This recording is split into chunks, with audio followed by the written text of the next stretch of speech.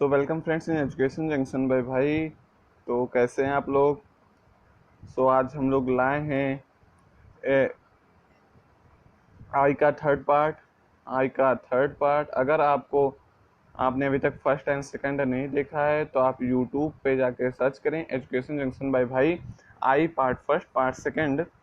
आपको यूट्यूब पे मिल जाएगा और ये है आपका थर्ड पार्ट। और स्टार्ट करने से पहले मैं आपको बता दूं कि आपको डिस्क्रिप्शन में पीडीएफ नोट्स के लिंक्स भी मिल जाएंगे। अगर आप इच्छुक हैं, अगर आप चाहते हैं कि आप पीडीएफ पढ़ें तो आप जाके वहाँ से पीडीएफ डाउनलोड भी कर सकते हैं, फ्री ऑफ द कॉस्ट है।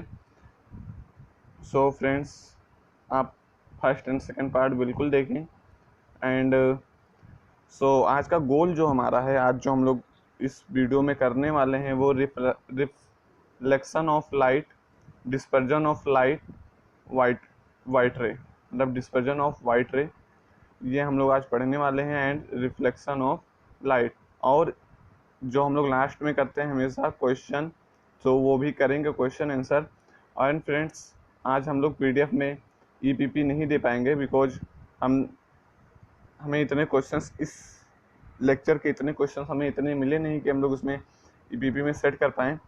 इसीलिए आज हम बेहतरीन 10 क्वेश्चन आपको इसी वीडियो में करा देंगे, जिससे कि आपका ये वीडियो और एक चैप्टर पूरा तरीके से तैयार हो जाए।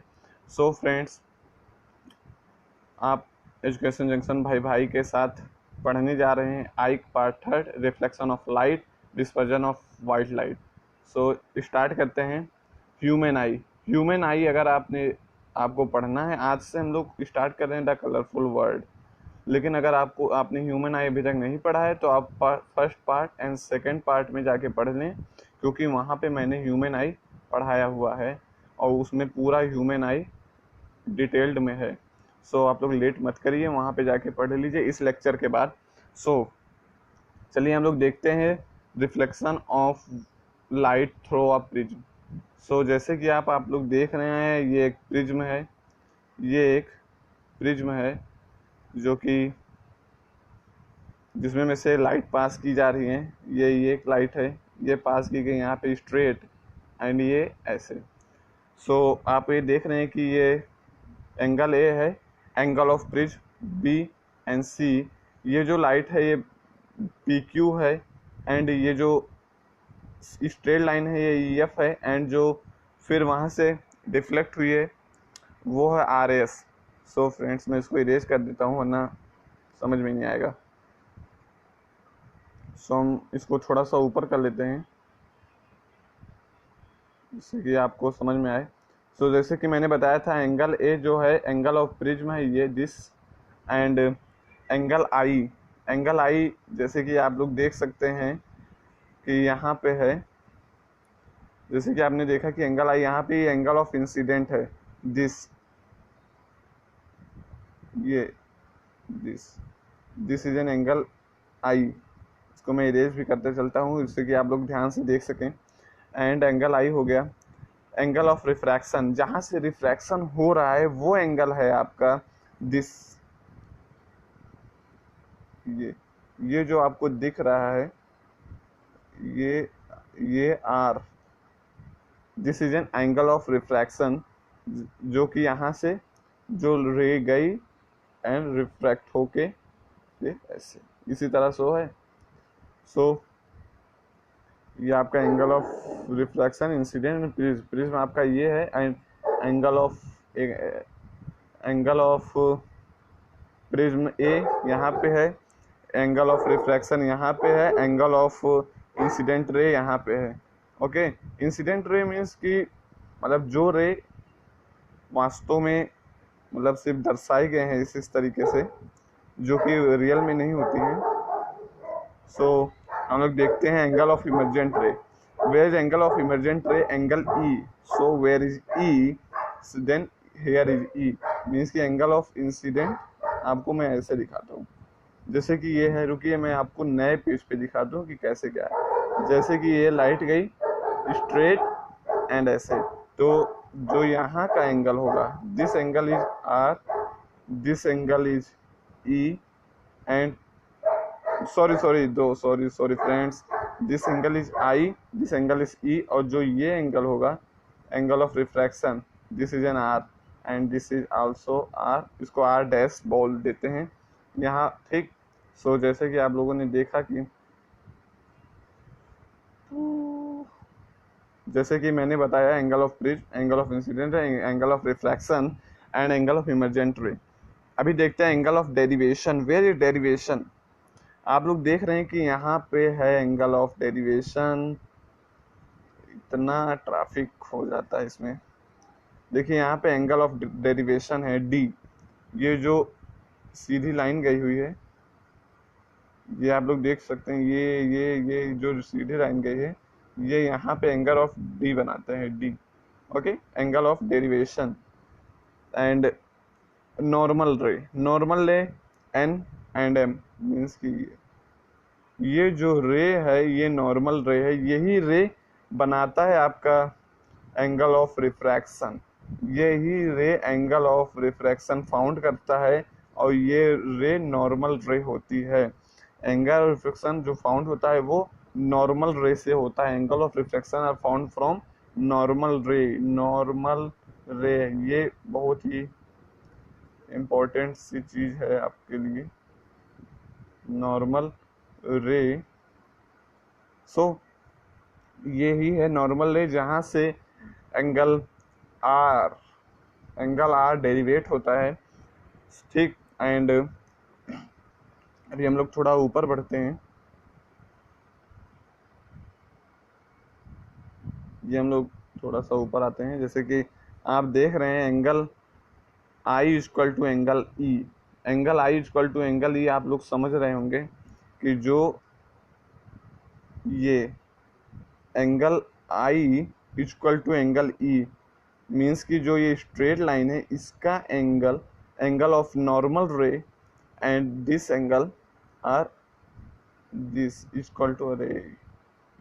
ये आप देख रहे होंगे कि angle i equal to angle e, तो यही बोला है कि जो एंगल आई होगा वो एक दूसरे के इक्वल होंगे, एक दूसरे के इक्वल होंगे, एक दूसरे के इक्वल होंगे। सो अभी प्रिज्म में क्या क्या है उसका थोड़ा सा मतलब प्रिज्म की जानकारी ले लेते हैं। जैसे कि आप लोग देख सकते हैं कि इन prism light ray enter from air medium, जैसे कि आपका एयर मीडियम हुआ, medium when strike on the surface AB। So जैसे कि मैं आपको ये इमेज भी दिखाते चलता हूँ साथ साथ में। जैसे कि ये जो लाइन है ये एयर मीडियम से आई, this ray is come from air medium and this is strike on A B, this is a ray of A B, sorry this is ray of A B. So जो ये रे आई, मैं इसको दूसरे colour से कर देता हूँ, जैसे कि ये जो रे आ रही है ये एयर मीडियम से आ रही है, एयर से आ रही है, ठीक।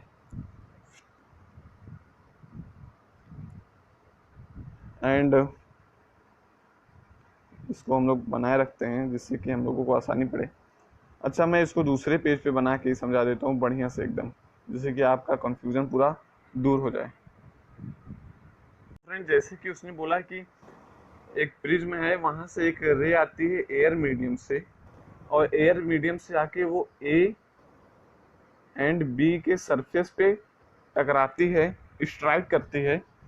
सो वो ये ग्लास मीडियम है, दिस इज ग्लास मीडियम, ये ग्लास का मीडियम है एंड ये एयर का मीडियम है। एयर मान लीजिए, थोड़ा थोड़ा हम लोग दिखा देते हैं एयर, वैसे कैसे दिखाएंगे तो पानी हो गया एकदम।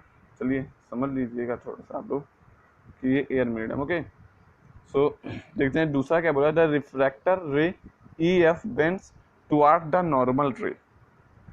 जो ई एफ रे है, जैसे कि अभी आप यहाँ पे देख लीजिए कि ई एफ रे कौन सी है। सो जैसे कि इसने बोला है कि जो ई एफ रे, सॉरी ये तो ऊपर हो गया,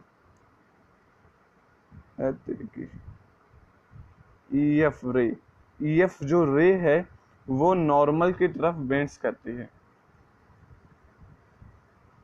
ये नॉर्मल की तरफ बेंड करती है। जैसे कि ये जो ई एफ है, इसको ग्रीन से दिखाते हैं। जो EF रे है ये नॉर्मल की तरफ बेंड करती है, मीन्स कि ये, फिर ये, ये, ये, ये, ये, ये, समझ गए? ये EF जो है वो नॉर्मल की तरफ बेंड करती है, ये EF नॉर्मल की तरफ बेंड करती है, since is passing through denser medium, जिससे कि ये इस मीडियम से पास कर सके, इस मीडियम से पास कर सके। अरे प्रिज्म आधा गायब हो गया। इस मीडियम से ये पास कर सके। ये नॉर्मल रे है, जो जिससे कि ये इस नॉर्मल रे से रिफ्रैक्ट होती है, जिससे कि इस मीडियम से यह पास कर सके। सो ये अभी नेक्स्ट है, थर्ड पॉइंट इसका, कि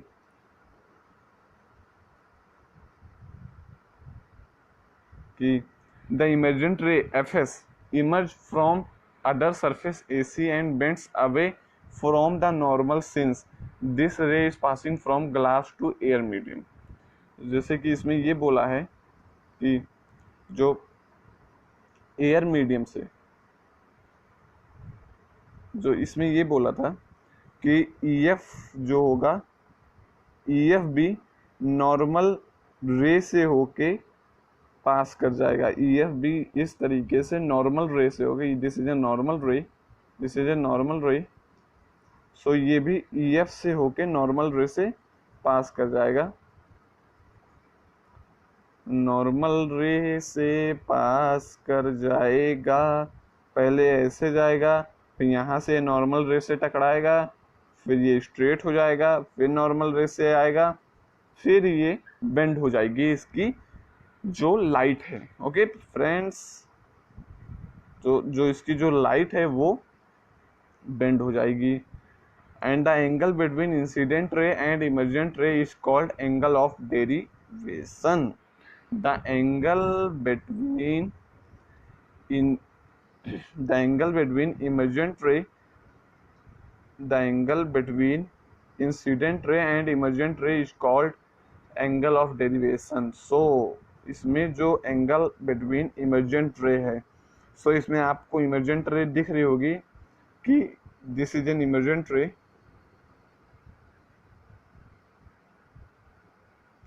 दिस इज एन इमर्जेंट रे, दिस इज एन इमर्जेंट रे। इसको मैं कलर चेंज कर लेता हूँ एंड इसको थोड़ा सा ही रेज कर देता हूँ।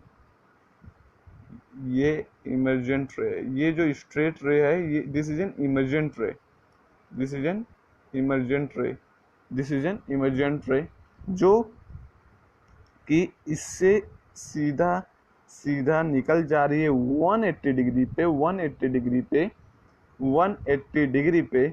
उसी को हम लोग एंगल ऑफ इमर्जेंट रे कहेंगे। एंड जो एंगल ऑफ इंसिडेंट रे की भी जो लाइन है, जो कि सीधा सीधा 180 डिग्री पे, 180 and this is also 180 degree पे जाके मीट कर रहे हैं, इसी को हम लोग कहेंगे एंगल ऑफ डेरिवेशन। जैसे कि मैं यहाँ पे आपको समझाता हूँ कि जैसे कि ये एक प्रिज्म है, rays come from air medium and strike on the AB,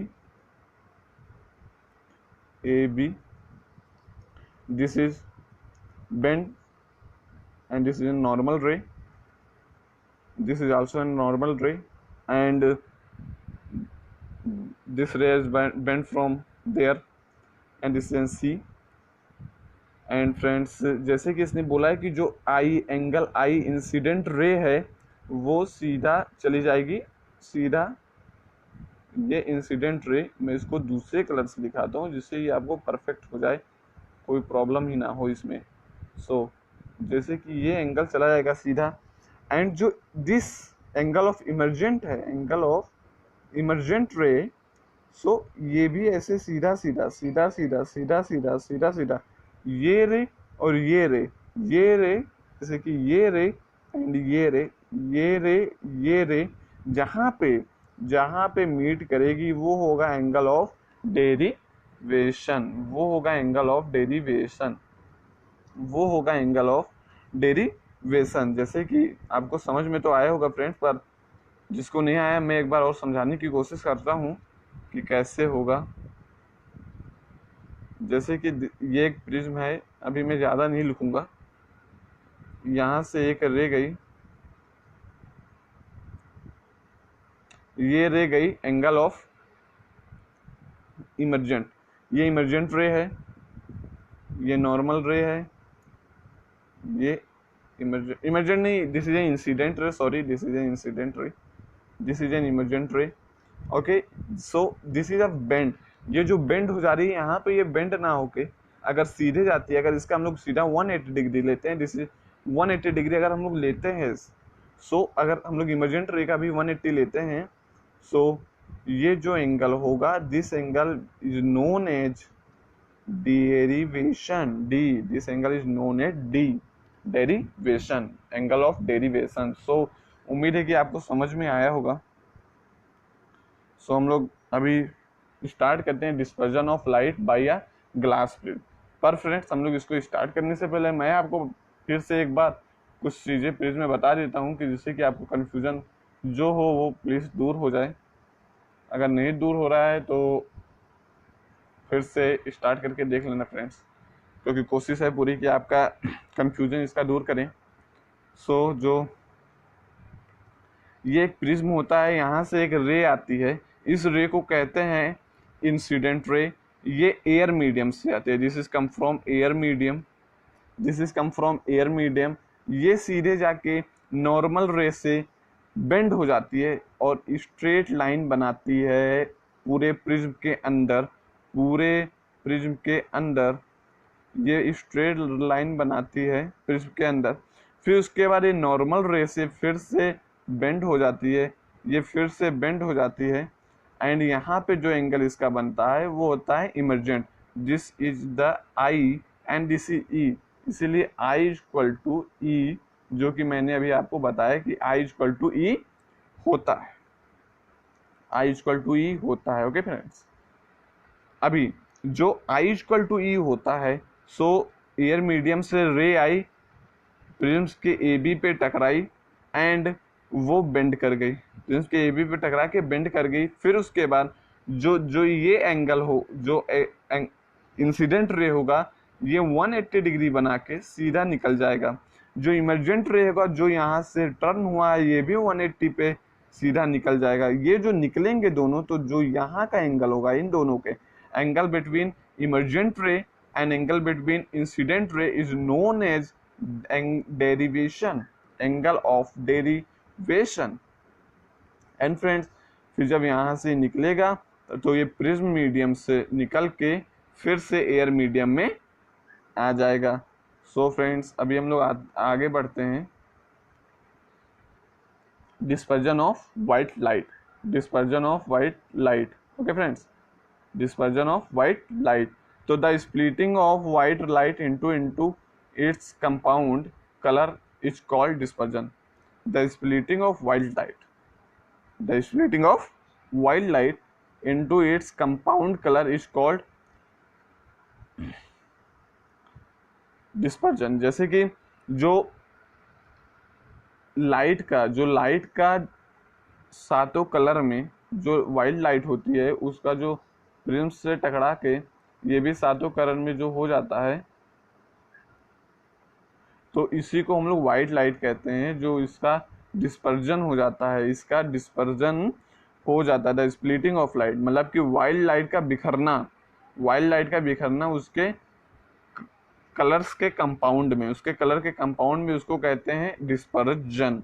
और आप जैसे कि भाई की जो डेफिनेशन होती है आपकी, तो होता है splitting of white light into 7 colour is called dispersion. Simple and smart answer, ना कोई बकवास, सीधा सीधा, splitting of white light into 7 colours is called dispersion. White light का 7 कलर में बिखरना, उसी को डिस्पर्जन कहते हैं फ्रेंड्स। ये भाई के डिफिनीशन है, सिंपल सीधा डिफिनीशन। ठीक फ्रेंड्स, इस वीडियो को बहुत स्लो बनाए थे हम लोग कि आपको समझ में आए। सो कोई शिकायत ना करना प्लीज़। सो अभी हम जो प्रिज्म की बात कर रहे थे, वाइट लाइट का बिखरना, उसको हम समझाते हैं। The Different color of white light travel at different speed through glass film, hence they bend through different angle. ये बोल रहा है कि जैसे कि जो प्रिज्म होता है, जो व्हाइट लाइट होती है उसमें जो 7 कलर्स होते हैं उसकी अलग अलग स्पीड होती है, उसकी जो स्पीड होती है सेम नहीं होती है, उसकी जो स्पीड होती है 7 कलर की स्पीड सेम नहीं होती है, speed is not equal to 7 colours, मतलब स्पीड जो होती है वो सातों की सेम नहीं होती, इसीलिए सबकी स्पीड अलग अलग होने के कारण वायलेट पहले, इंडिगो ज़्यादा, वायलेट ज़्यादा होता है, इंडिगो कम होता है, उससे कम होता है, ब्लू उससे भी कम, ग्रीन उससे भी कम, येलो उससे भी कम, ऑरेंज उससे भी कम है, रेड सबसे कम डाइवर्ट होता है। And this is in glass prism. Glass prism मैंने आपको समझाया बेहतरीन तरीके से। एंड सातों कलर की speed is not equal to same कह सकते हैं, सातों कलर भी सेम नहीं होंगे। सो इसको जो हम लोग स्मॉल में बोलते हैं, जिस colour also known as VIBGYOR. VIBGYOR means violet, indigo, blue, green, yellow, orange, red. ये आपने बहुत ही बेसिक सी चीज़ है, आपने कहीं ना कहीं पढ़ी होगी क्लास 9th में, चाहे 8 में, बहुत बेसिक चीज़ें। जिन्होंने नहीं पढ़ा वो समझ लें कि सभी कलर्स की स्पीड अलग अलग होने के कारण ये सब मतलब एक के बाद एक बिखरती हैं, सब एक साथ, सब एक ही के ऊपर नहीं होती हैं, सब आगे पीछे होती हैं। जैसे वायलेट का ज़्यादा बेंडिंग होती है, बेंडिंग पावर ज़्यादा है, इसकी स्पीड ज़्यादा है। सो इसी तरह सबकी होती है, रेड की कम होती है। सो इसको बिबग्योर भी कहते हैं। ये बिबग्योर तो आपने नाम कहीं ना कहीं सुना ही होगा फ्रेंड्स। सो आ जाते हैं हम लोग स्पेक्ट्रम। समझ में आया ग्लास प्रिज्म कि एक बार और समझाना पड़ेगा? लीजिए समझा देते हैं आपको एक बार वो, कि सातों कलर की स्पीड सेम नहीं होने के कारण सातों कलर अलग अलग एंगल पे, अलग अलग एंगल पे, अलग अलग एंगल पे, अलग अलग एंगल पे बेंड करती हैं, अलग अलग एंगल पे बेंड करती हैं। Okay friends. So friends spectrum अब हम लोग बात करेंगे। What is spectrum?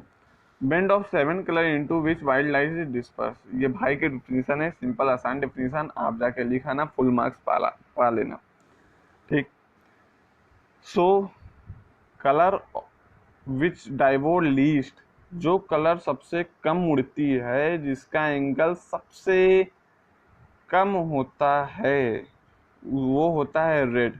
Which has maximum wavelength and lays farthest from base of the prism. जैसा कि कुछ बोला नहीं है, सीधा सिंपल बात है, जैसे कि मैंने आपको बताया कि जो रेड होती है, इसमें ये बोला है कि ये प्रिज्म से सबसे दूर होती है रेड कलर।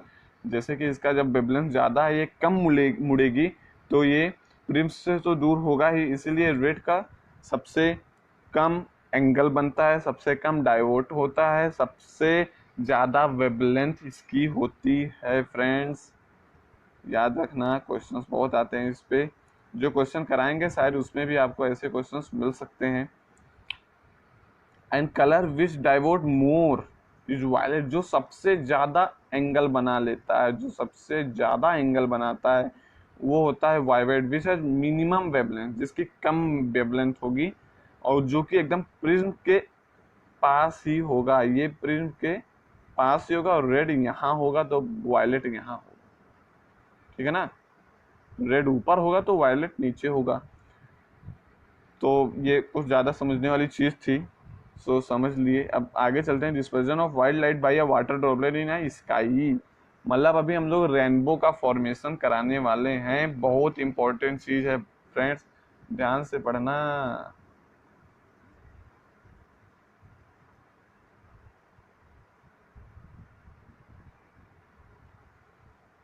ठीक, सेट कर लें थोड़ा। जैसे कि आप लोग देख रहे हैं, सन है, ये किसी की आंख है, ये वाटर ड्रॉपलेट है, यहाँ से वाइल्ड लाइट आई और ये 7 कलर बन गई, यहाँ पे रेनबो का फॉर्मेशन हो गया। सो कैसे हुआ मैं आपको समझाऊंगा चुटकियों में। तो rainbow formation is due to dispersion and total internal reflection. यहाँ पे देखिए ये point, rainbow formation is due to dispersion of total internal reflection, TIR। TIR बहुत इंपॉर्टेंट चीज है। Dispersion and total internal reflection के कारण रेनबो का फॉर्मेशन होता है। बहुत ही इंपॉर्टेंट चीज है फ्रेंड्स, बहुत इंपॉर्टेंट चीज है। TIR आपको याद रखना है। और यही जो फेनोमेना है, TIR का फेनोमेना, ये डायमंड में भी काम करता है। डायमंड में भी यही काम करता है, इसीलिए डायमंड बहुत चमकता है। यही डायमंड में भी काम करता है। उसकी बात तो खास की गई नहीं है, लेकिन मैं आपको बता देता हूँ ये डायमंड में भी काम आता है, TIR। ठीक है। Rainbow is a natural phenomena which is seen in a sky after rain and sunshine. Rainbow एक प्राकृतिक देन है जिससे कि जो कि बारिश के बाद दिखाई देती है और सनशाइन होने पे, बारिश के बाद और सनशाइन होने पे। Okay friends, rainbow always form when sun is behind the observer. बहुत इंपॉर्टेंट चीज है फ्रेंड्स, बहुत इंपॉर्टेंट चीज है। Rainbow always form the observer behind sun. मतलब अगर ऑब्जर्वर यहाँ है, सन यहाँ है, तो सॉरी सन यहाँ है तो रेनबो फॉर्मेशन यहाँ होगा। समझ में आई बात? समझ में आया क्या? समझ में आया कि नहीं आया? चलिए समझा देते हैं आपको कि सन यहाँ पे है, आप यहाँ पे खड़े हैं। आप कभी भी रेनबो देखिएगा ऐसा ही होगा। सन यहाँ पे है, आप यहाँ पे खड़े हैं, तो rainbow formation is here. Rainbow formation is here. आप यहाँ देखेंगे तो सन आपको यहाँ देखेगा, आपकी एनर्जी सन यहाँ से खींचेगा, आप एनर्जी आप यहाँ से लेते रहेंगे, पर ऐसा कुछ होता नहीं है। तो कहने की बातें हैं, ठीक है ना फ्रेंड्स? समझ रहे होंगे आप लोग की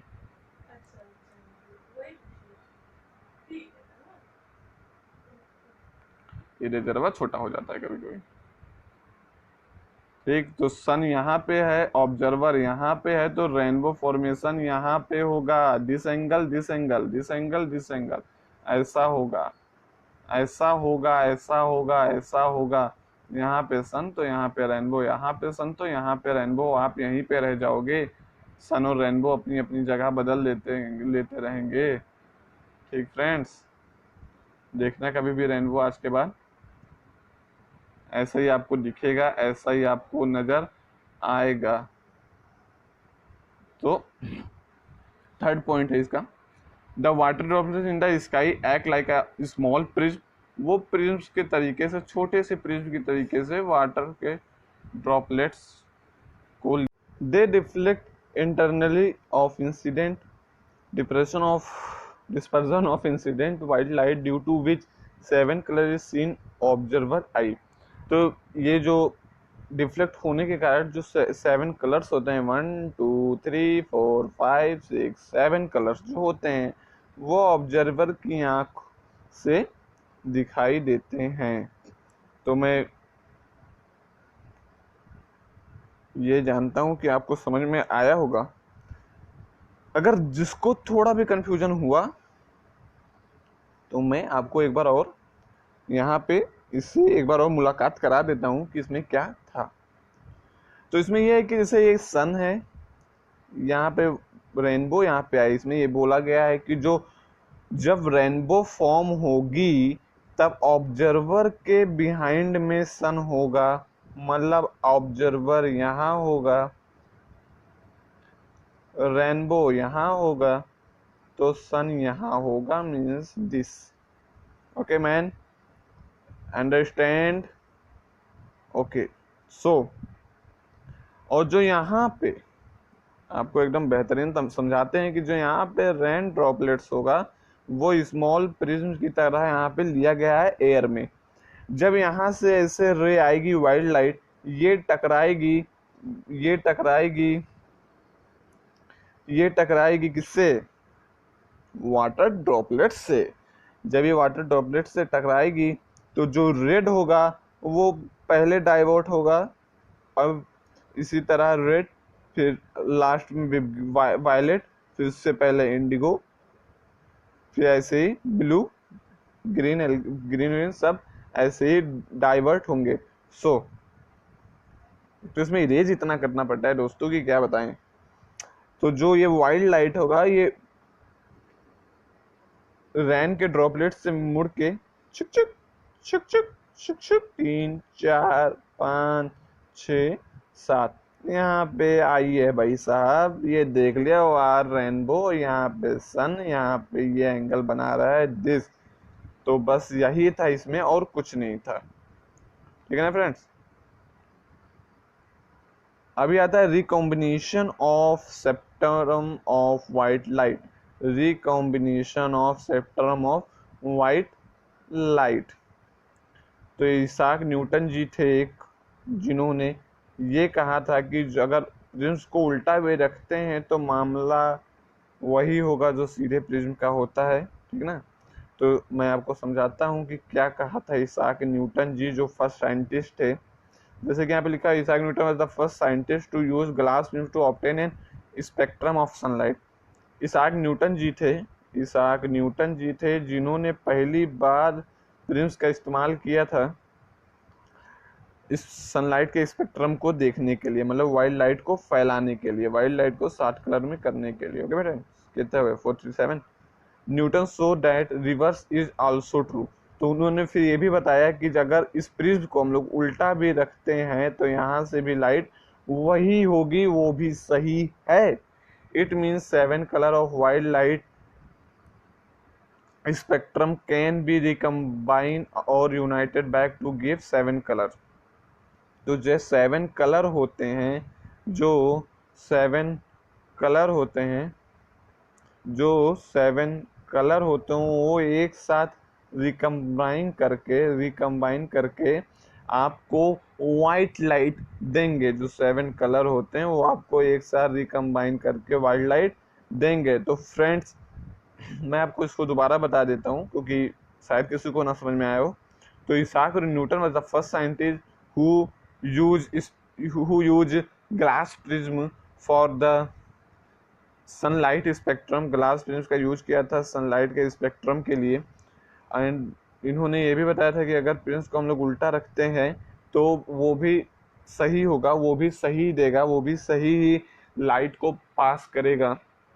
रेड ऊपर ही होगा, वायलेट नीचे ही होगा, ठीक। बिब्ग्योर उल्टा नहीं हो जाएगा, बिब्ग्योर ही रहेगा, ठीक। It means 7 colour of white light spectrum can be recombine और united back to give a white light. So friends ये यहाँ पे हमारा ये लेक्चर ख़त्म होता है। तो आपको अब हम बता दें कि हमारी जो रीति रिवाज है जो हम लोग सभी वीडियो में करते हैं, लास्ट में क्वेश्चन आंसर। तो आप लोग बने रहिए, बेहतरीन क्वेश्चन आंसर लेके आ रहे हैं आपके एजुकेशन जंक्शन भाई। तो आप लोग एजुकेशन जंक्शन भाई के साथ बने रहिए थोड़ी देर और आप लोग क्वेश्चंस भी समझिए कि कैसे क्या है, और ये पूरा chapter clear promise. So friends जैसा कि मैंने बताया कि आ गया आपके लिए बेहतरीन सा क्वेश्चन। तो which colour of white light suffer least deviation and maximum deviation when a beam of prism light passes through a glass prism।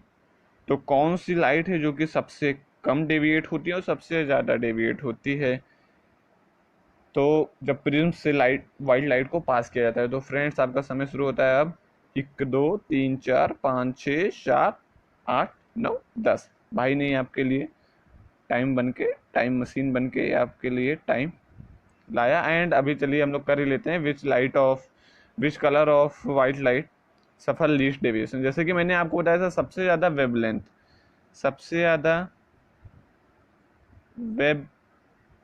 Length होता है रेड लाइट का, एंड सबसे कम डेविएट होता है रेड लाइट। तो red light is the first answer of this.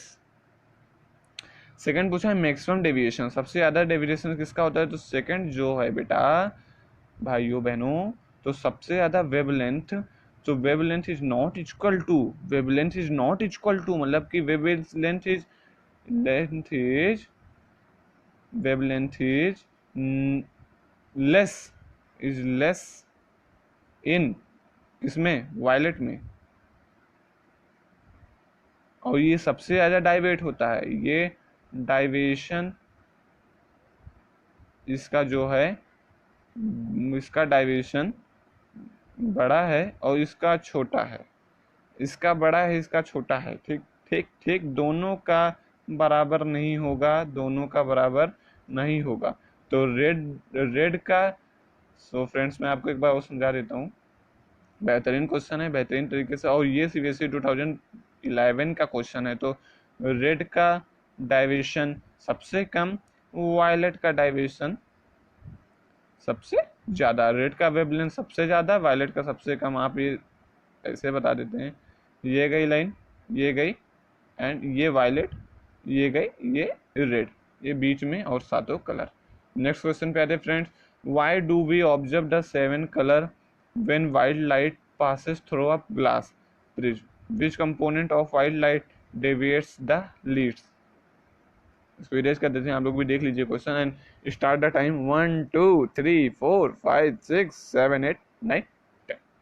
So friends, why do we observe the 7 color when prim light passes through a glass, passes through a why, अरे sorry थोड़ा सा, why do we observe 7 colors when white light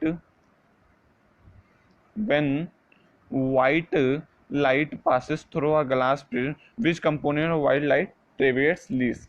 तो ये which component of white light deviates, so friends ये question है why do we, तो ये question मैंने पढ़ दिया है।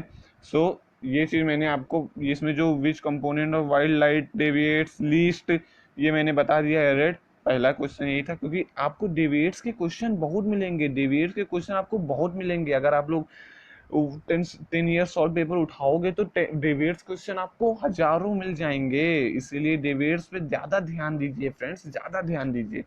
सो इसका ऊपर का जो पार्ट है उसका देख लेते हैं कि सिंस एंगल ऑफ डेविएशन, इसका जो आंसर है, angle of deviation for different colour, मतलब angle of deviation is for different, मैं इसका आंसर भी लिख देता हूँ साथ साथ, थोड़ा शॉर्ट में होगा, डिफरेंट color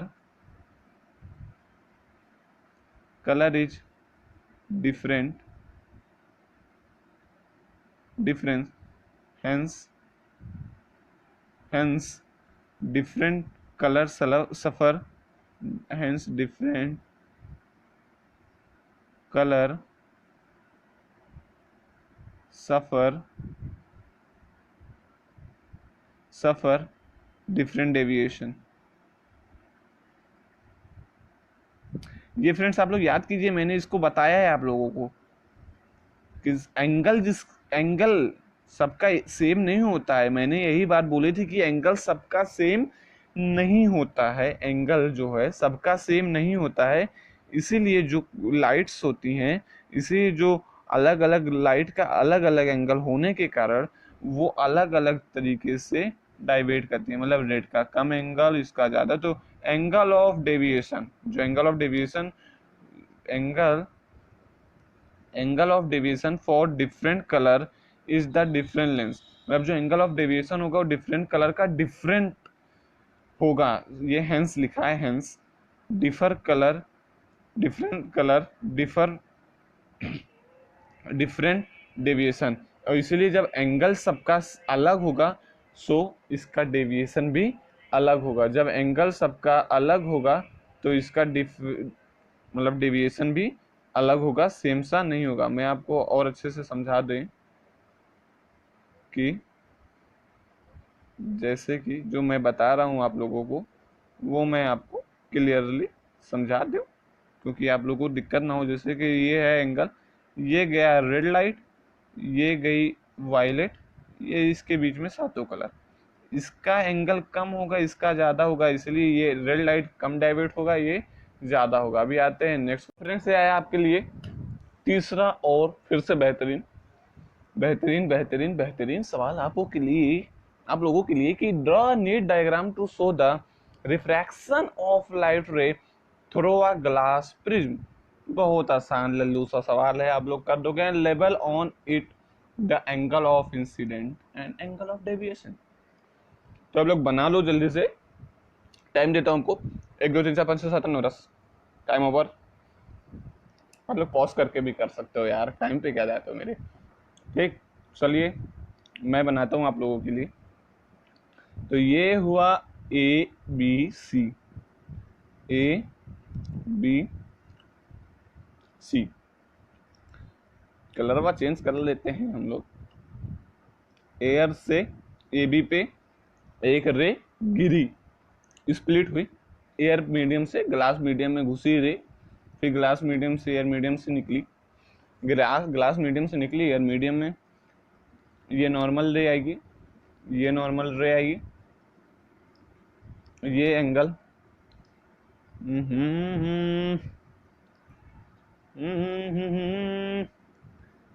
ये एंगल आर हो जाएगा आपका। देखिए फ्रेंड्स, इस पे लिखने की प्रैक्टिस नहीं मुझे, इसीलिए थोड़ा गड़बड़ लिख जाता है कभी कभी, तो इसका बुरा मत मानना यार। ये एंगल हो जाएगा आपका आई, ये एंगल हो जाएगा आपका ई, ठीक है ना। ये लाइन को आगे बढ़ा देते हैं हम लोग, ये लाइन को आगे बढ़ा देते हैं, ये हो जाएगा एंगल ऑफ डेविएशन। बाकी आप लोग देख सकते हो, मैं आपको वैसे बता दूं, angle of incident, angle of emergent, angle of deviation, angle of prism. बाकी अगर आप इसको फिर नेमिंग कर सकते हो, F S, P S, C S. सो ये हो गया ये आपका क्वेश्चन। तो ये नेमिंग वेमिंग करके मैंने बताया यार, जाकर स्टार्टिंग में समझ लो बढ़िया से, क्वेश्चन आके यहाँ पे कर दो। ये भाई का क्वेश्चन है, व्हाट इज डिस्पर्सन। डिस्पर्सन क्या होता है, ये सब आप लोग कर लेना। मैं आपको ऐसे क्वेश्चन दे देता हूँ, छोटे छोटे question. What is dispersion and अगर मैं आपको होमवर्क दे देता हूँ 1 2 क्वेश्चन, तो होमवर्क में चाहिए ही आप लोगों को भाई। क्यों, होमवर्क चाहिए कि नहीं चाहिए?